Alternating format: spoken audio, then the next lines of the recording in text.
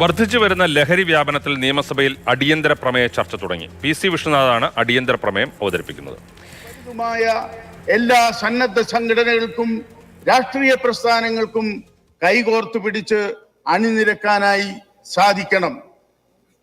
ക്ഷീരമുള്ളോരകിടിൻ ചുവട്ടിലും ചോര തന്നെ കൊതുകിന് കൗതുകം എന്ന് പറഞ്ഞതുപോലെ ഇതിൽ ചില ലക്ഷ്യങ്ങൾ മാത്രം, ചില ദുഷ്ടലാക്കുകൾ മാത്രം വെച്ചിടപെടുകയല്ല വേണ്ടത്. കാര്യങ്ങൾ നന്നാകണം.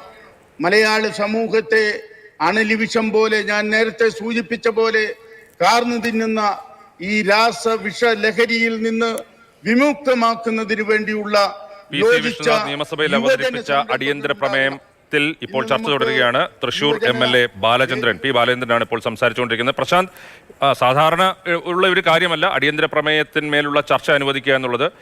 ഈ വിഷയത്തിന്റെ ഗൗരവം കണക്കിലെടുത്താണോ, എന്തുകൊണ്ടാണ് ഇന്ന് ഈ അടിയന്തര പ്രമേയം ഇത് ചർച്ചക്കെടുക്കാൻ സഭ തീരുമാനിച്ചത്? ഒന്ന്, ഈ വിഷയം പ്രതിപക്ഷം കൊണ്ടുവരുമ്പോൾ മുഖ്യമന്ത്രി മറുപടി ഒരു വിഷയം ഇന്ന് കൊണ്ടുവരാനായിരുന്നു പ്രതിപക്ഷം ഉദ്ദേശിച്ചത്. പക്ഷേ ഇന്ന് രാവിലെയാണ് പ്രതിപക്ഷം ആ നിലപാട് മാറ്റി ഈ ലഹരിയുമായി ബന്ധപ്പെട്ട വിഷയം ചർച്ചയ്ക്കായി കൊണ്ടുവന്നത്. ഇന്നിപ്പോൾ അടിയന്തര പ്രമേയ നോട്ടീസ് ആദ്യം അവതരിപ്പിച്ചപ്പോൾ തന്നെ സ്പീക്കർക്ക് മുൻപാകെ മന്ത്രി MP രാജേഷ് ഈ വിഷയം ചർച്ച ചെയ്യാമെന്ന് സമ്മതിക്കുകയായിരുന്നു. ബ്രൂവറി അടക്കമുള്ള വിഷയങ്ങളിൽ, ഒപ്പം തന്നെ സർക്കാരിൻ്റെ ലഹരി മുക്ത തുടങ്ങിയ വിഷയങ്ങളിലെല്ലാം തന്നെ വിശദീകരിക്കാനുള്ള ഒരു അവസരമായി സർക്കാർ ഇതിനെ കാണുന്നു എന്നാണ് മനസ്സിലാക്കാൻ.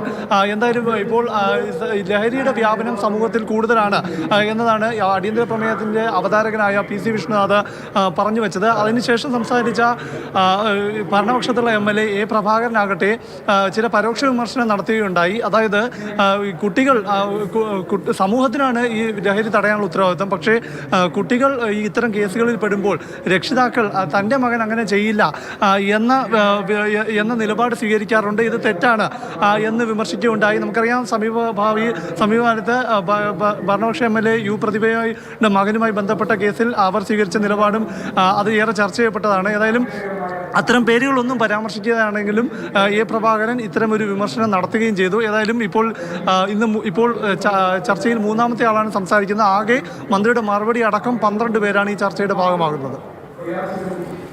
പ്രശാന്ത് കൃഷ്ണയാണ് വിവരങ്ങൾ നൽകിയത്. എന്തായാലും വളരെ പ്രധാനപ്പെട്ട ഒരു വിഷയമാണ്. നമ്മൾ ഓരോ ദിവസവും എനിക്കൊന്ന് കായൽ പോലും ഇത് ചർച്ച ചെയ്യും. ഇതുമായി ബന്ധപ്പെട്ട് എത്രത്തോളം വാർത്തകൾ വരുന്നുണ്ട് എന്നൊക്കെ. നമ്മൾ എത്രയോ ക്യാമ്പയിനുകൾ നടത്തിയിട്ടുണ്ട്. കുട്ടികൾ ലഹരിക്ക് അടിമയാവുന്നു, സ്കൂളുകൾ കോളേജുകളൊക്കെ കേന്ദ്രീകരിച്ച് മാഫിയകൾ പിടിമുറുക്കുന്നതിനെക്കുറിച്ച് എത്രയോ വാർത്തകൾ വന്നു.